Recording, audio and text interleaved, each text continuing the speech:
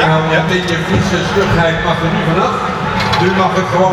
Mijn naam is Ruud Engelberg en ik vind het geweldig om een kleine boodschap uit te mogen dragen. Als oud-medewerker van de STH en als oud-consulent van het leerlingstelsel.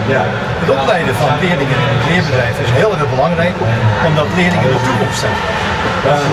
De leermeester heeft ook de taak om zijn vakmanschap over te dragen juist op de toekomst, want anders kan het horecabedrijf of het bedrijf voortbestaan.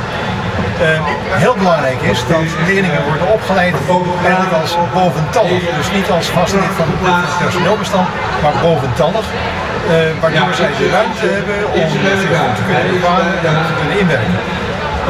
Van belang ook is dat er een goede samenspraak ontstaat tussen de leermeester en leerling, waarbij de leermeester inventariseert welke delen van de theorie zijn behandeld op de school en naar aanleiding daarvan, niet zozeer in het belang van het bedrijf, maar juist in het belang van die theorie, om daar de combinatie te vinden met de praktijk.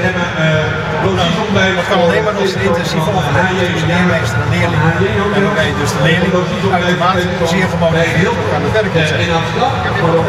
Maar van belang is dat, en dat is eigenlijk misschien wel het belangrijkste, om de jeugd te kunnen behouden voor de toekomst, is een goed sociaal beleid in de horeca noodzakelijk. Dank u wel. Dat is allemaal beschikbaar voor de winnaars naast de award.